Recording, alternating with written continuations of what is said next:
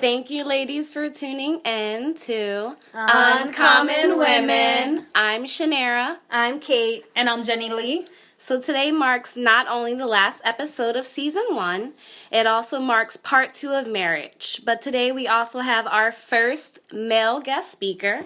His name is Joel. He's a pastor of Father's House Ministry in Reading. He is an itinerary speaker who has spoken both in and out of the United States. He holds the position of marital counseling within the ministry as an ordained minister. He is also an entrepreneur and the founder of Gab Tribe LLC, an urban apparel company. But most importantly, he is a husband, currently in 8 years of marriage, and a father of 5. So thank you so much, Joel, for coming out to speak with us today. Thank you. I am honored to be here as your first guest speaker. That's an honor. It really is. So thank you for having me at this podcast. Not a problem. So tell us a little bit about your marriage. Woo. Okay, where do we start? Well, do you want to know how my wife and I met, or should Yes. Okay, so my wife and I met at church, and actually, when I met my wife, I actually was not interested in her whatsoever, and if she was here, she'd tell you the same thing, that she was not interested in me whatsoever. So we actually met in the church. It was actually in Reading on 5th Street, and when I met her, she was currently in a relationship, and I was in a relationship myself for, I think it was, 5 years or 6 years? Yeah, so I met her there, and after talking to her and befriending her, I actually started to like her, started to actually have feelings for her, and she started to actually have feelings to me. The story gets a little bit more in-depth with that, and how that whole thing happened. I mean, this wasn't just like overnight. It kind of happened, in a couple years. But yeah, we actually met there, and then we actually started to like each other, and then from there we started to court, and shortly after that got married. So it wasn't that long of a process, but there were other things that happened there that made me recognize that she was the right one for me. So how'd you know she was actually the one? Okay, man, how deep do you want me to go? Okay, I gotta try to like filter some of this stuff because it's really long.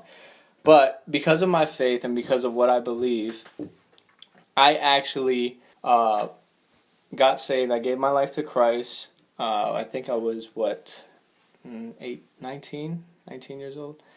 I think I was 19 years old when I gave my life to Christ. And when I gave my life to Christ, some unusual things started to happen, like dreams. And then for those who aren't familiar with the Bible, there is a story in the Bible that talks about a young individual by the name of Joseph. And Joseph was given a dream by God that actually, pushed him into his future and pushed him into, the things that he was called to do. Well, that kind of thing happened to me too with my wife. I ended up having dreams about this woman that I, at the time, didn't know. I didn't know who she was. I couldn't see her face in other dreams, which was God's joke on me, you know what I mean? Like, to get me involved with somebody that I cannot see, you know what I mean? Because he knew I would have been looking around for her. But anyway, so that's kind of how it happened. And then on the other side, she was experiencing the same thing. But hers were more in detail. Hers were like, I remember one of them, like, she picked up this blanket in the dream, and my name was written on the blanket.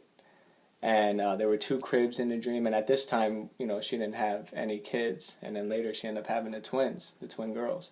So all that stuff connected, and that's what connected her and I together, and what made me, really realize that, number one, God is real, and then number 2, that He...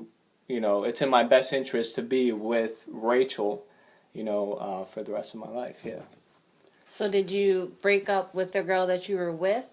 Yes, of course. That doesn't fly. You cannot be a minister and be with you can't do that. But anyway, so yeah, I broke up with her, and that whole thing was a crazy like ride, because I kind of knew that I needed to make a decision when I arrived. Well, this is how it happened. when Rachel got pregnant with the twins, she was in a previous relationship.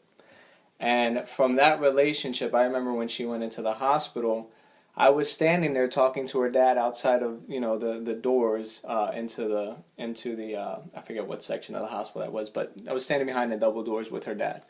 And I was talking to her dad, and then he ended up leaving, and this was like, one of those moments in my life where I recognized that I needed to make a decision, because when those double doors closed and he left, it just hit me like, a ton of bricks. I was just like, I need to make a decision here. Either I am going to choose Rachel and not know anything about how my future is going to unfold, and with these kids that are, quote unquote, not mine, you know what I mean? Like, which they are mine now. It even hurts me to say that because, they're my kids.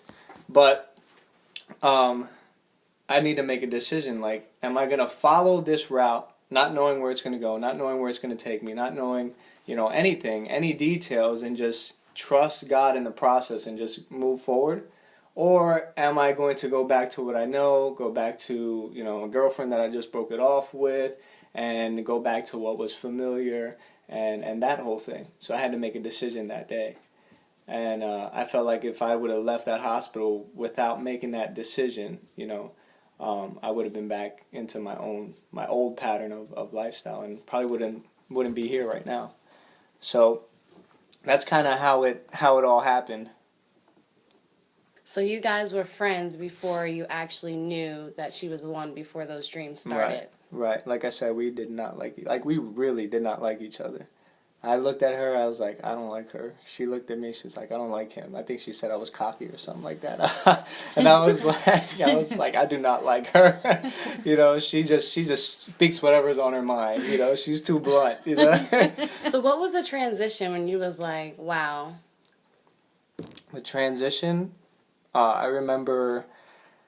Oh man, I'm trying to limit the religious factor in this whole conversation, but it plays a big part in my relationship. I know other people's relationships are different, and how you meet how you meet your significant other, or how you meet your current boyfriend or girlfriend is all different. Everybody has a different story, but for me, my story involved God. From the beginning to where I am now.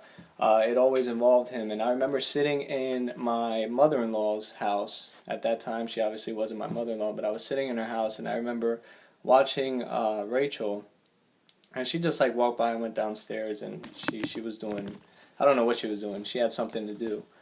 But I always admired that she had a relationship with God that I wanted. She had something that I wanted to experience. And me, just by looking at her life, not even talking, because we rarely got the chance in the beginning to talk to each other as much. Her mom was really overprotective.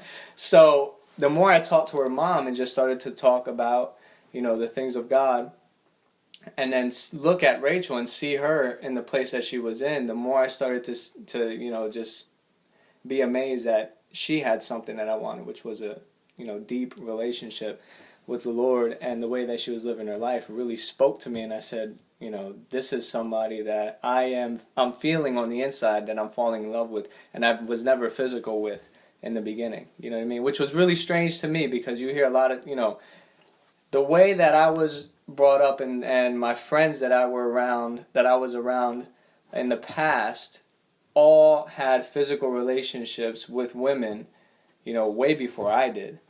And, they had brothers and this and that, and they would, give us that pep talk as men, quote unquote men, like, yo, this is what you got to do. You got to do this, this, and that. You have a whole scheme about how to get with women. And that's what I grew up on. So that's what I was taught. My father wasn't around in the area. My father lives in Jersey. I was raised by my mom in Pennsylvania. And my father didn't have the opportunity to teach me, about being a man. So I learned from the people that were close to me, the people that I seen in the streets, the people that were, selling drugs, the people that were doing all that stuff, living that life. We actually lived on the most, how do I want to say that? We lived on a street that was heavily influenced by drugs, in the whole entire city of Reading, when I was growing up. So I was raised by like these people. They showed me a sense of family that was something different than I didn't have. So I took everything, their word, I took it as valuable. Whatever it is that they had to say to me, I took it as very, very valuable information. So when they spoke to me about relationships, I took that as valuable information, because I'm like, they've been through it, they've done it, and they're cool. I want to be cool, you know what I mean? It's just like how I grew up. And that's where I learned about, being physical with women and things like that. But even though they taught me that, something was in me that said, I don't want to be like everyone else. I don't want to be like the normal guy that goes around and, from what I saw, just sleeps with women. And then hopefully you stumble across the right woman one day, you know what I mean? After you've, played the field or, tested the waters or however you want to put it. That stuff doesn't work. It just doesn't work. When you give your heart out to so many people and you give a piece of yourself out to so many people, you have nothing left to give to your significant other, I learned this when here we go, I'm going to start rambling. I learned this later on. I wish I would have learned it before I got married, but that's why I think it's like beautiful that God would use me to help people with marital counseling. It's because the things that I never knew, I get to release to other people. And when I heard another pastor say this, he said, purity is something that you have to fight to keep so that you can give it away later. You know what I mean? And you give it away as a gift to your significant other. So as a wife, you give away your purity to your husband. As a husband, you give away your purity to your wife on your wedding night. And both of you, without having any partners, you are 100%, it does something different to you. It makes you committed 100% to each other because you've been completely transparent, body, soul, and spirit. Like, you've just been on all levels completely transparent with each other, but you went through the war to keep your purity. The war of life. You went through that thing. You took shots, you got wounded, you did all these different things, and you showed up there, and now you have something that's a precious thing that you ever have to give away to your significant other. It's the most precious thing. Obviously, if you don't have kids, then, kids are your most precious thing after. They come after your marriage because they're the addition, they're the blessing that comes after you being with somebody that you've already been completely transparent to.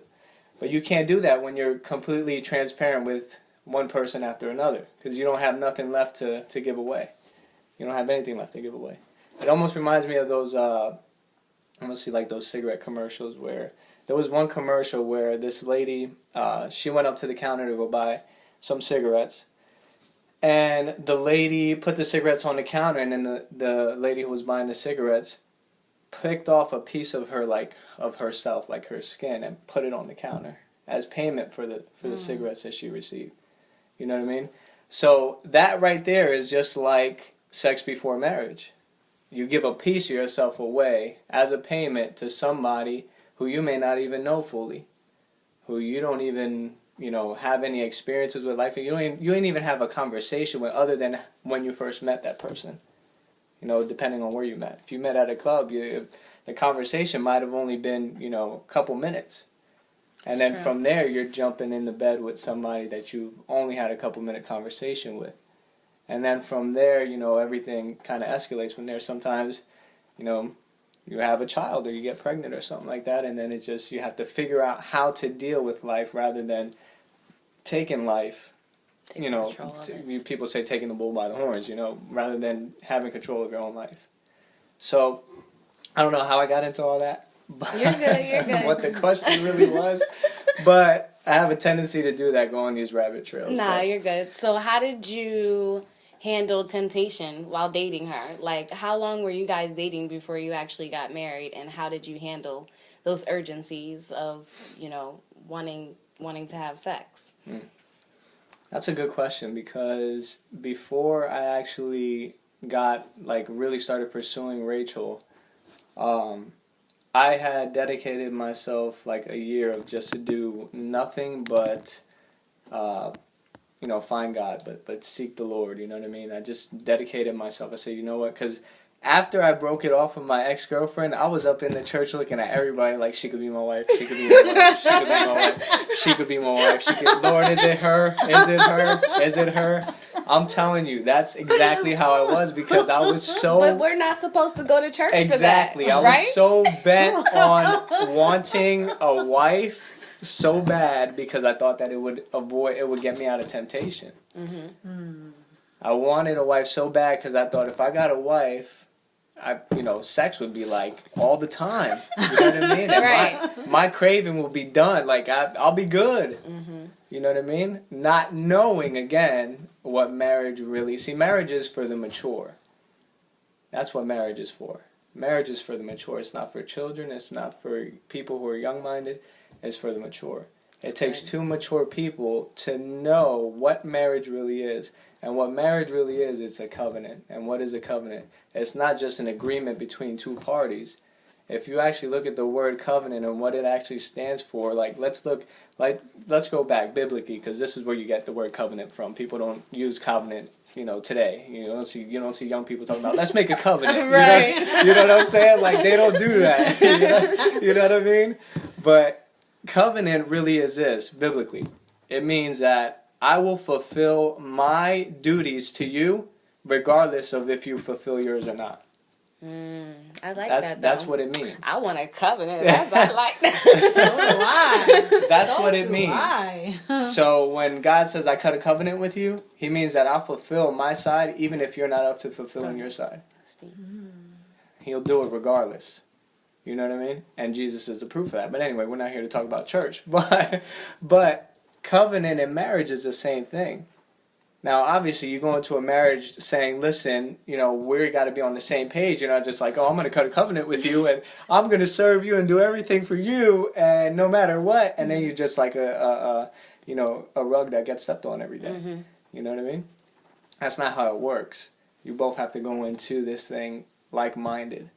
You can't have a different perspective of what marriage really is because then you have different ideas of how marriage should happen. You know what I mean?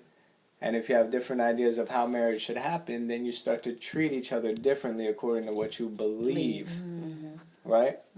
So by treating each other differently, now you got somebody who may not want to be treated that way because you believe marriage should be this way.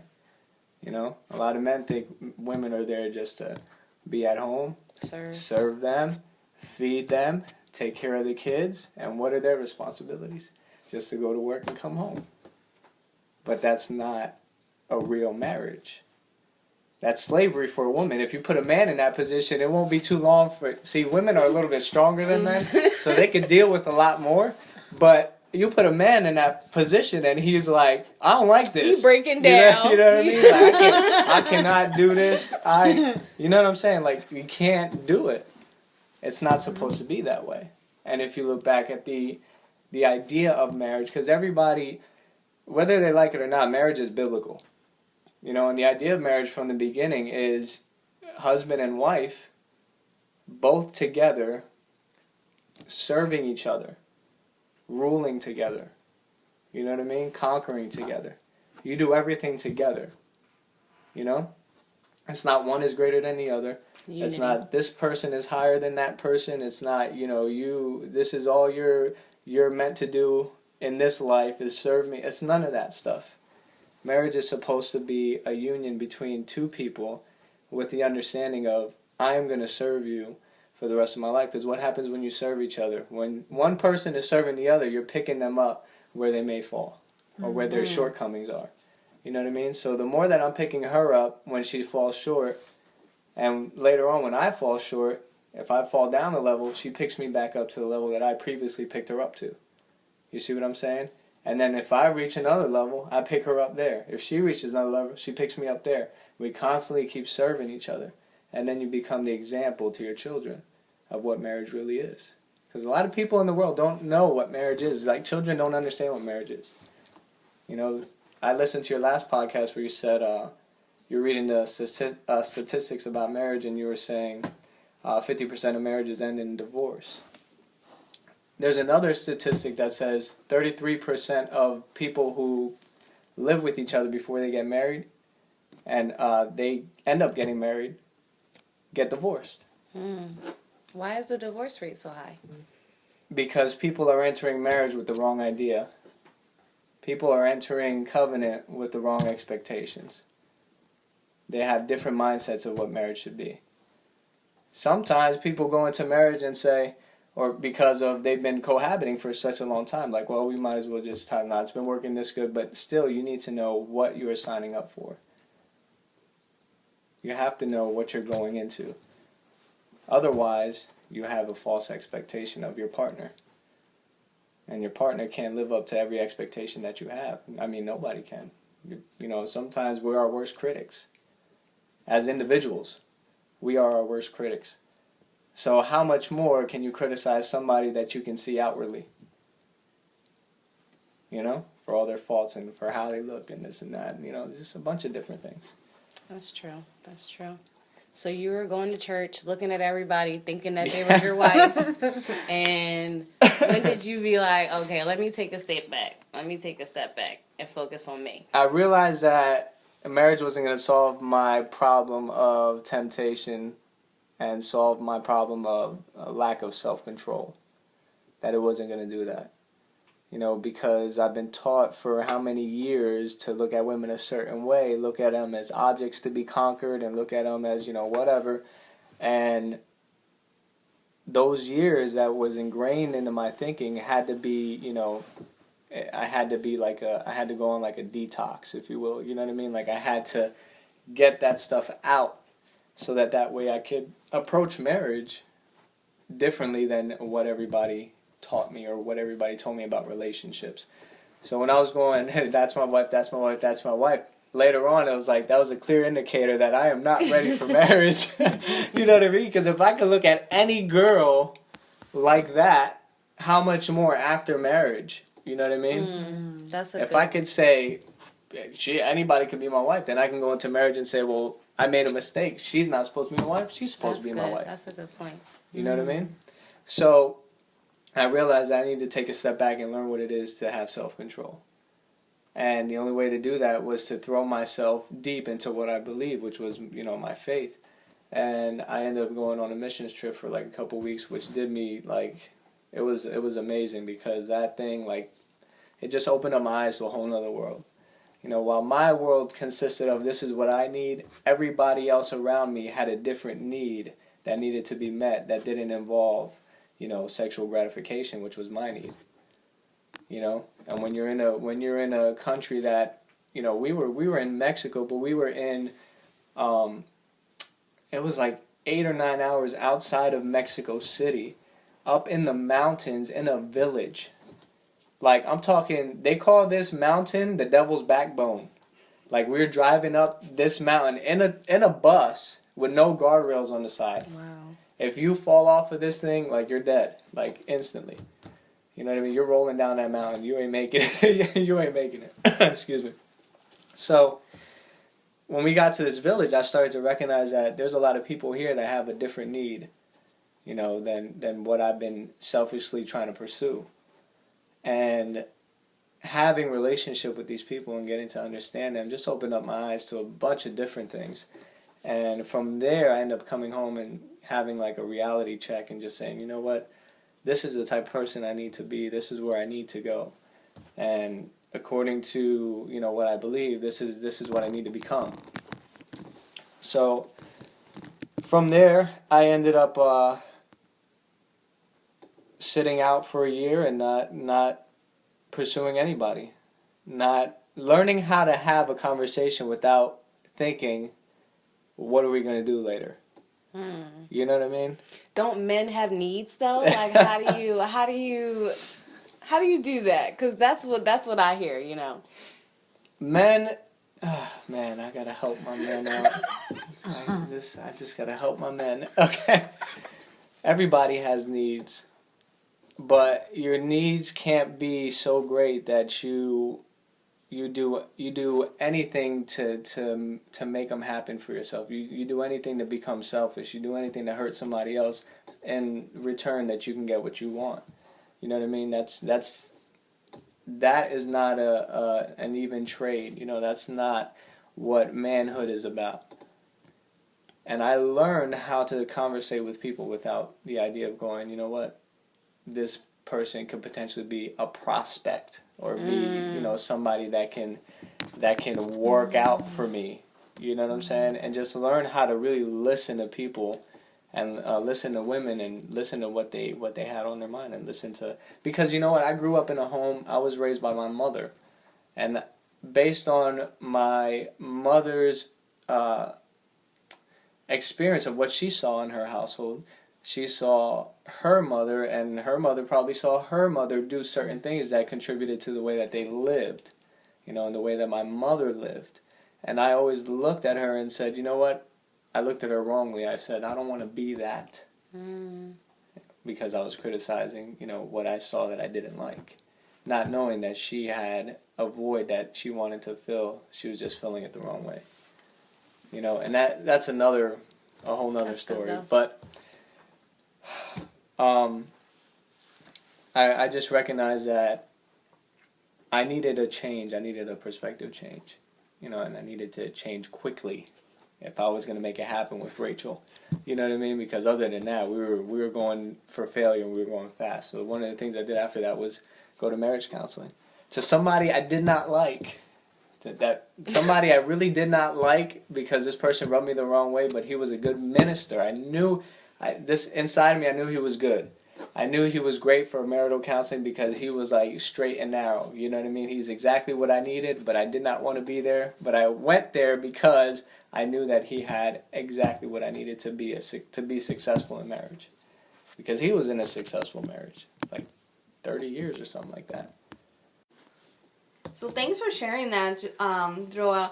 I think it's important to go see people who have more experience. That way you can glean what works, what didn't work off of them. But before you went to marriage counseling, tell me about the pursuit. So identify that Rachel's the one. She's the one who God has for you in your future. She's the one that you desire.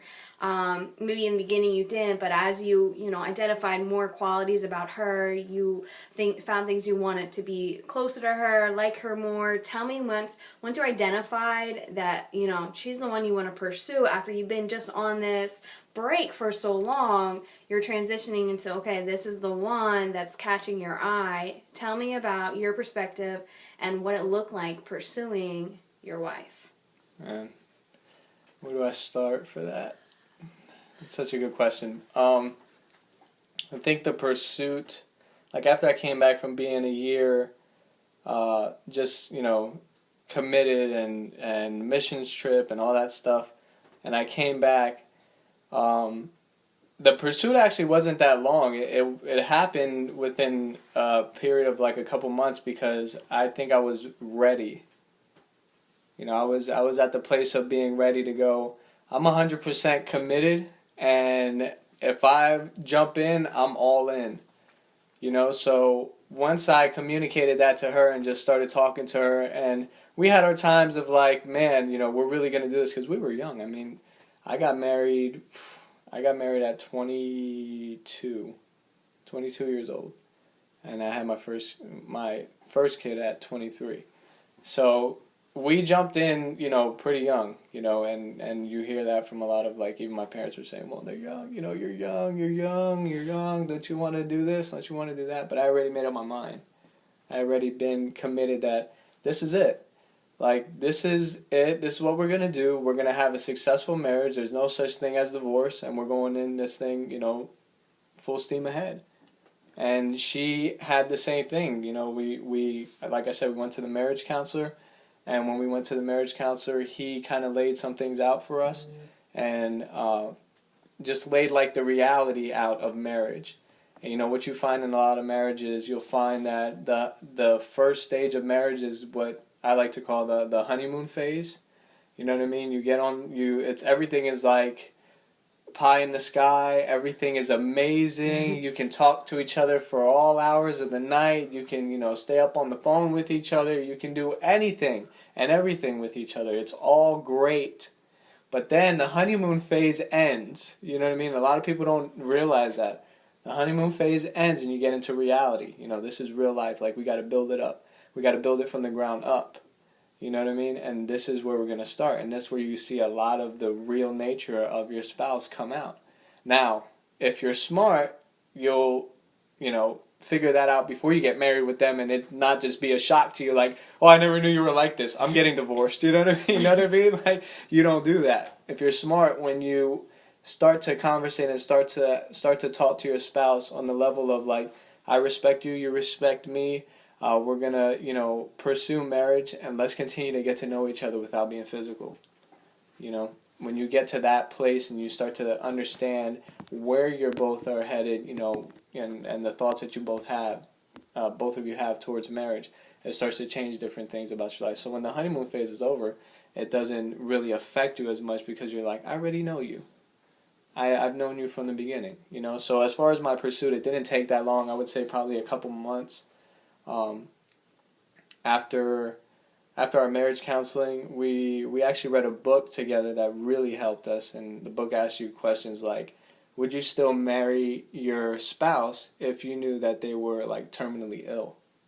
Mm. You know what I mean? Like, if they only had 6 months to live, like, let's make a drastic like example, but if they only had like 6 months to live, would you still marry them? And you start to ask yourself, is this love? You know what I mean? Like, is this love or isn't it? Am I committed or am I not? Even if I only have 6 months to cherish of this person. You know what I mean? And it changes the whole dynamic of what you're stepping into. And I feel like that's how you need to look at it. That's how you need to come into marriage, with that type of mentality. Like, every day with you is a blessing and a day to be cherished. You know what I mean? That's good. So, I hope I answered your question. Well, I liked how you talked about the pursuit. You talked about what I think a lot of women seek is clarity on motives. Mm. So you told her, this is what it is. This is my beliefs. This is my commitment. And then you stayed committed throughout that. And you were able to talk about the practical things. Like, talk about friendship, because your emotions were not heavily involved because you guys weren't being physical. Mm-hmm. You were just seeking a friendship, and your friendship grew into more and more, and you were able to be very clear on what your target was, what your motives were, what your end goal was, as you transition into the next season of, becoming one in that marriage. So I appreciate you sharing that. And I think one thing that you said there that was important, if I can cut in, one thing that I noticed about Rachel was she didn't rely on me for her to feel good about who she was. That's a good point. She didn't rely, like, she will bluntly tell me if there was anything that I wasn't doing that, that wasn't right. And if you guys, you guys don't know my wife, but she's like blunt, you know what I mean? She's like, you ain't doing this right, you know what I mean? You need to change, you need to, get it together. You know what I'm saying? So, but one thing I really liked about her is that she wasn't afraid to speak her mind, and she knew who she was. So why is that important for men to, like, meet women who are whole, know who they are, love themselves first? Like, as from the man's perspective, being a man, why is that an important quality to have in a woman? I think it was important for me because she had things that I didn't have. She had like obviously a personality that I didn't have. She had, that courage that I didn't have, you know what I'm saying? And just like, yo, this is what it is, and that's, you got to deal with it, learn how to deal with it. We're married now.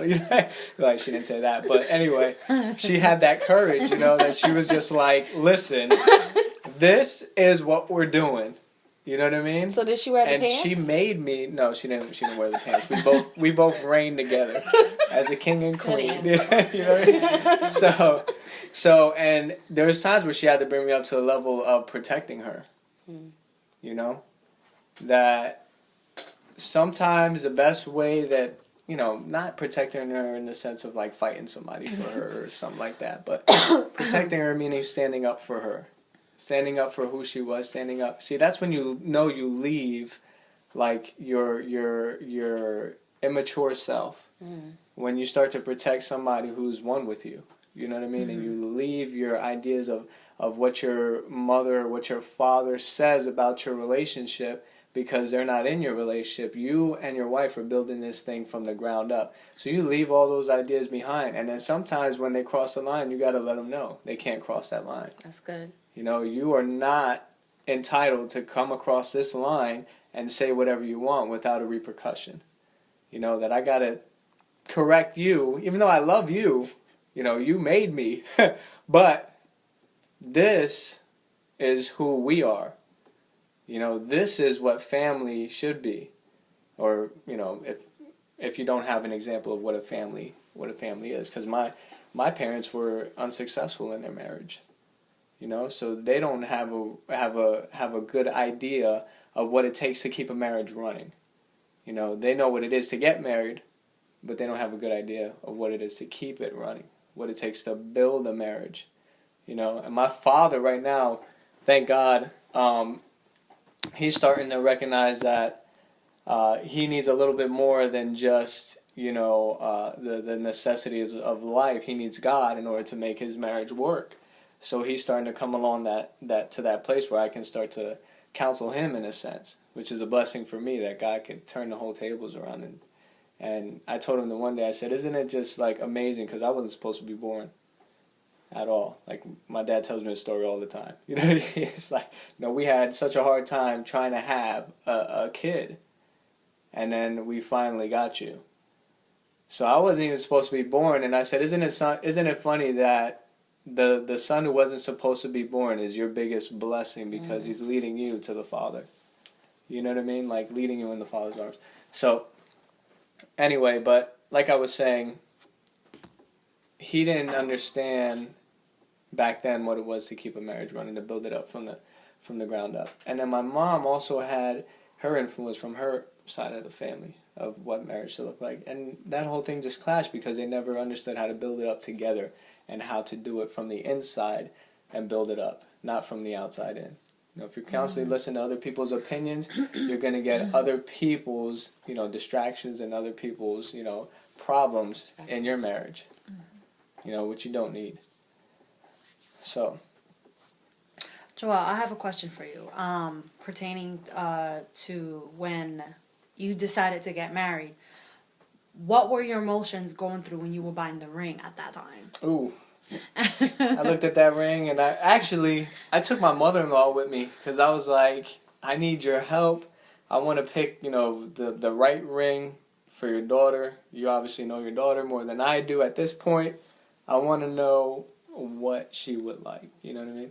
So I took my mother-in-law with me, and she's around, she's shopping, she's looking around, she's like, ooh, this is nice, ooh, this is nice, ooh, this is nice, and I'm like, let's look over here where the prices are a little bit lower. Like, you about to put me to death over this ring. Yeah, you don't need, listen, this is for the men. Okay. This is for the men, right? I'm going to talk to the men. Hold on. Real Okay, quick. If your significant other needs like a $20,000 ring or whatever, you need to find another spouse, okay? Because marriage is not about materialistic things. Come on.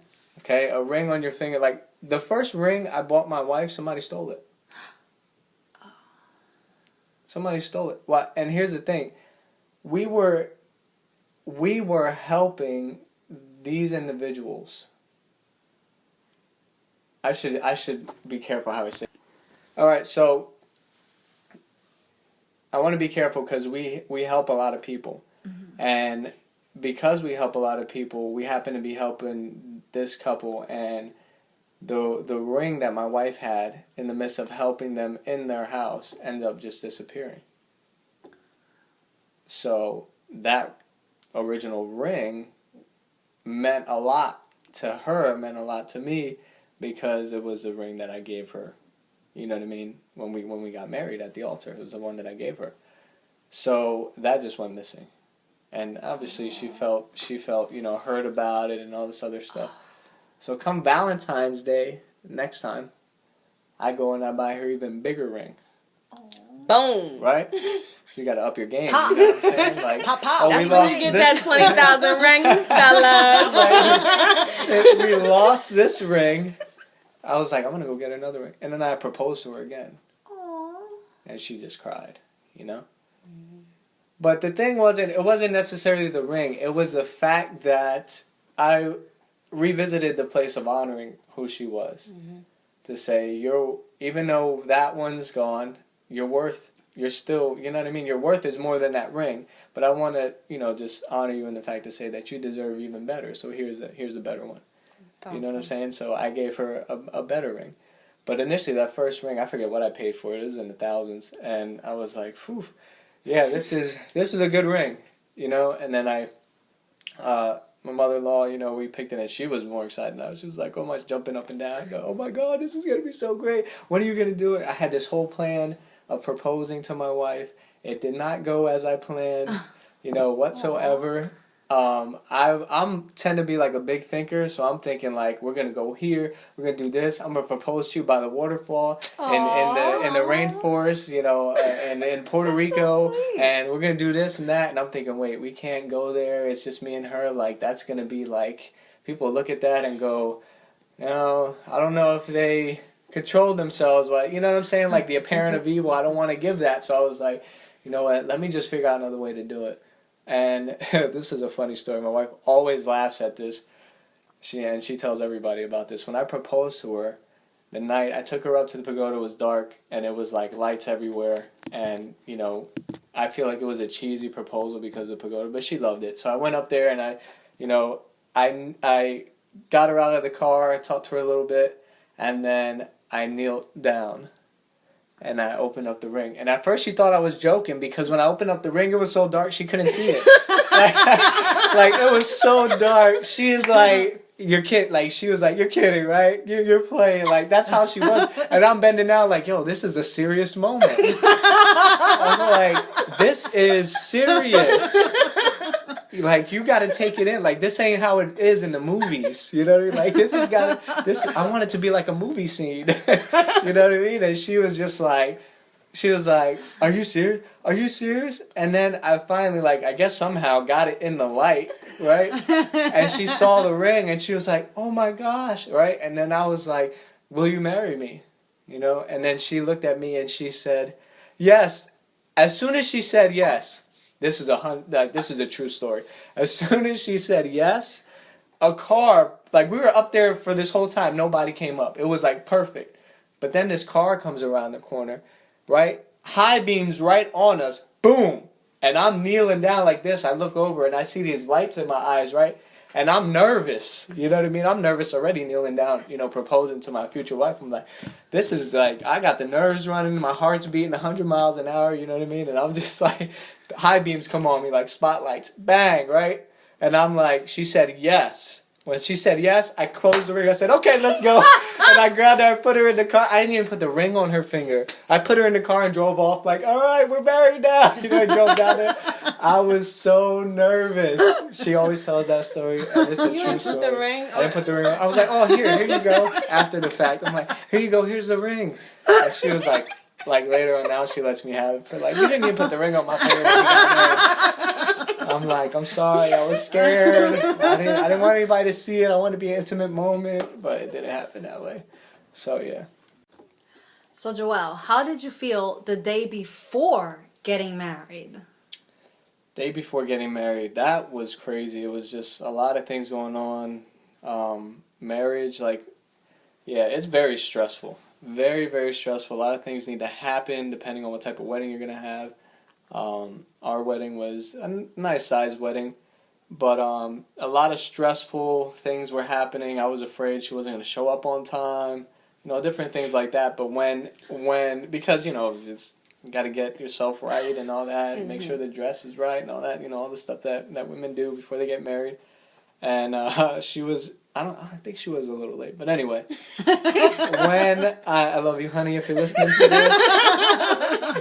I love you, okay? You might have been a little late, but it's okay. So I remember just when the whole thing came together, I was like, this is it. This is a moment that is forever gonna not only change my life, but something that is gonna be treasured, you know what I mean? Not just by me, but by everybody here, my family and everybody else. And the twins, they were little babies at the time, so they had no idea like what was going on, you know. But I remember seeing her. She told me my dad cried. My dad saw her come up, you know, up the stairs in the back before she walked down the aisle. He saw her come up and he just like lost it, you know. He just cried, and then she cried. She was like, "Stop! You know, you're gonna ruin my makeup," you know what I mean, and all that stuff. So then she came over, and then, you know, she finally walked down the aisle, and I saw her come down the aisle, and I'm not even gonna lie, I said, "Joel, don't cry. Do not cry." I held back my tears. Now I think, like, because I was, back then trying to, like, be manly, like, you know, I'm not gonna cry during my wedding, but I felt that emotion, like, heavily, and I think one of the reasons why I held it back was because I knew it was gonna be one of those ugly cries, you know what I mean? Like, the type of cry that messes up the whole video footage of the wedding, you know what I'm saying? Just, like, done. One of those cries. So that's why I held back, and I was like, I'm not going to cry like that. Not in front of everybody. Like, you know, not going to do that. So, yeah, but it was very, very, like, overwhelming, a little bit stressful, but it was worth it. Also, what emotions did you have when realizing you were going to be a stepdad before having your own child? That was, like I said earlier, that was a decision I made when she was in the hospital getting ready to have the twins. I made that decision already that I was going to be their dad, and that was it. And nothing else was going to change that. So when I didn't understand what that meant. Like, I had no idea. Like, I'm just like, yeah, I'm going to be their dad. You know what I mean? That's it. But I didn't understand the responsibility that came with that, and I didn't understand, like, the magnitude of that responsibility, and even that idea of just, like, these kids are going to be my kids. You know, I'm going to have to teach them and train them, and, you know, and then they're girls, and, you know what I mean? I'm going to have to learn how to, you know, when they get older, listen to them and, you know, treat them right and give them the example of a man. Yes. You know what I mean? I'm going to have to be the example. You know, because at some point, you know, in your life, a woman marries, you know, in some degree, marries her father. And a man, a husband, in some degree, marries his mother. You know, the traits of each other. You know what I mean? So depending on, and sometimes that can trip you up if you didn't have a good example of what a father and mother was. That's true. You know what I mean? So you end up looking for exactly how you were treated, and you end up in a relationship that isn't really good for you. You know, so it's important to get a good example of what a family is supposed to be like. That way you walk into your marriage with that example, and then you build from that. You build from something that your parents already established. You know what I mean? So, Joel, you've been married for 8 years, and I'm sure you've had a lot of experiences. I mean, 8 years is how many days, is how many months, is how many minutes, is how many seconds. Y'all been, you know, y'all been in each other's presence like 100% of the time. You're living together, you're functioning. I'm sure you know there's friction.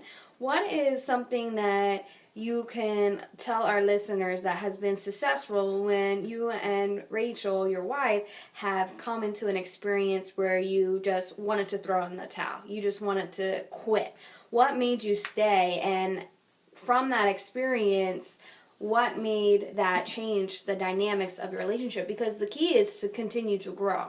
I mean, in 8 years, you're not the same person who you were 8 years ago, but in some ways, you and Rachel, your relationship has evolved over the years. So what is the key, you know, foundation to staying together? Man, that's a loaded question. I think the key to staying together, well, let me say it like this.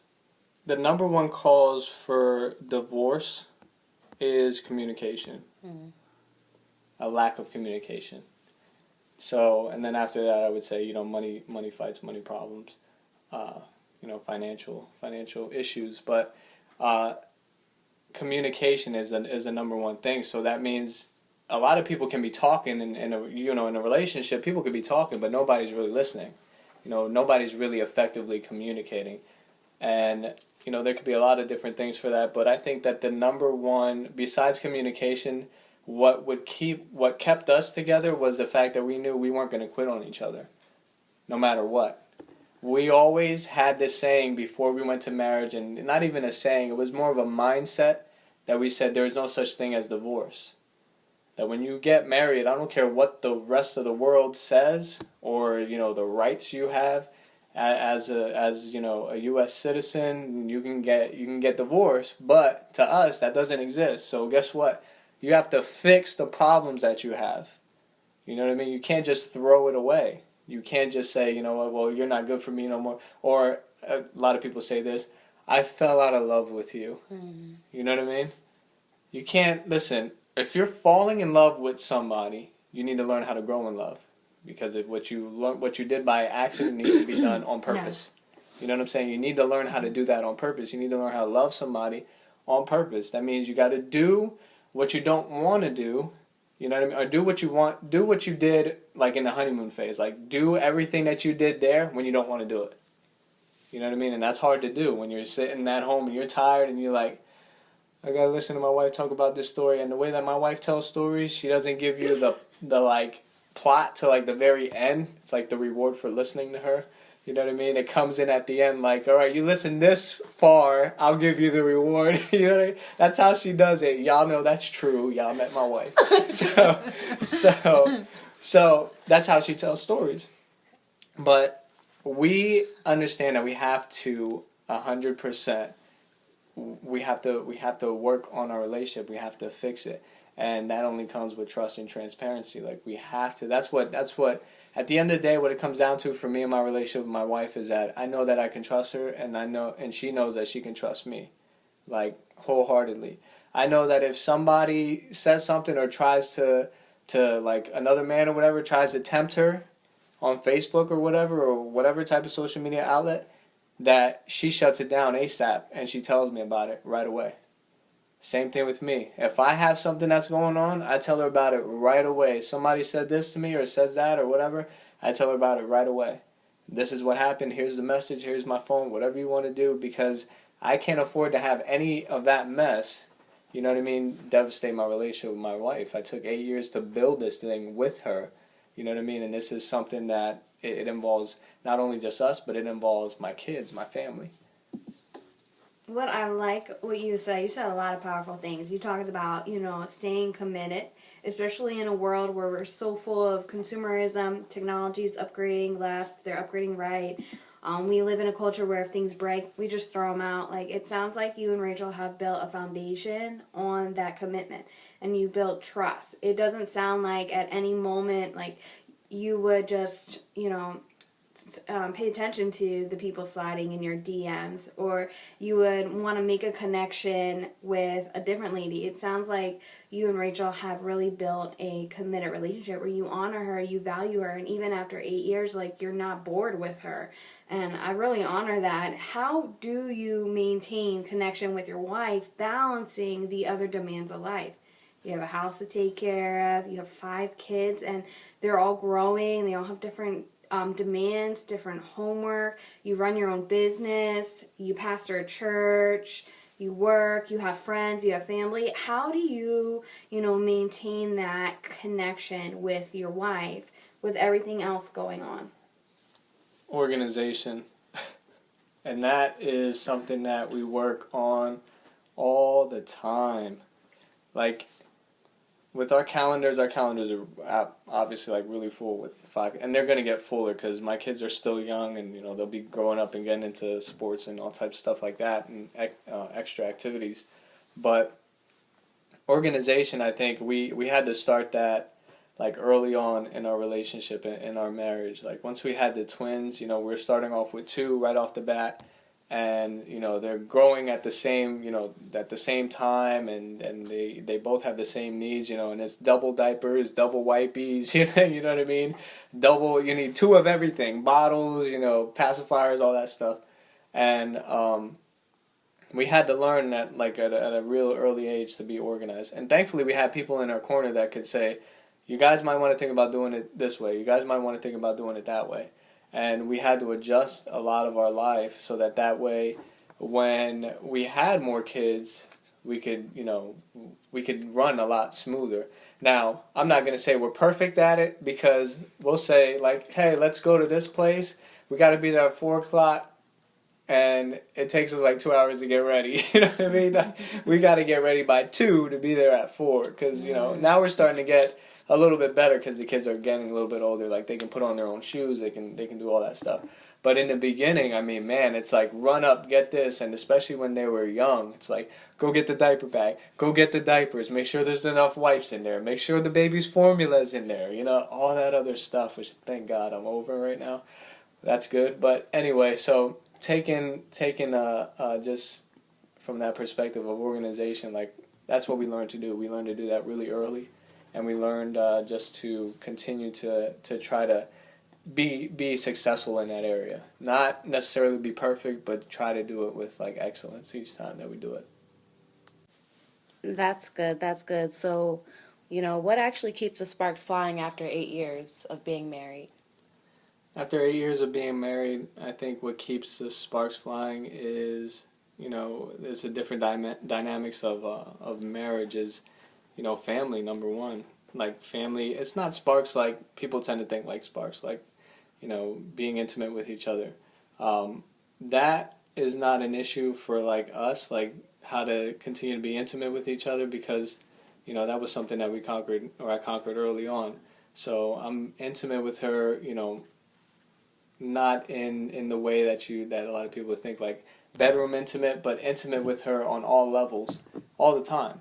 That's why communication is so important because you can communicate and I could reach her in those areas, you know what I mean, and continue to be intimate with her, which is, you guys talked about love languages before on your podcast, so your listeners know about that. But just the different dynamics of what comes with the marriage is like family. I'm learning to be a better father every day, and certain things that I do, automatically just like makes my wife like overjoyed with her, her relationship with me. And certain things that she does as a mother makes me go like, man, I'm blessed, you know what I mean? So that's what I think just continually like keeps the sparks flying. It's just the simple things, not really like diving into stuff like we got to make our relationship better and do this and do that. It's just being in the moment and enjoying my family, enjoying my wife. That's real good. That's real good. So before we close up, we do ask all our guest speakers, what makes you uncommon? What makes me uncommon? Play it back from the beginning. No, what makes me uncommon is, I think, just my willingness to be different, to be, to not be at the same, not do the status quo. Just not to do the status quo and reach for something that was different that I didn't see anybody doing. So I think that's what makes me uncommon is just a willingness to not be like everybody else, to try to pursue something and build it by myself, Thank you, Joel, so much for coming out with Uncommon Women. I greatly appreciate this opportunity of having you as our male guest speaker for the season. So, ladies, thank you for tuning in to Uncommon Women. So, ladies, Stay uncommon.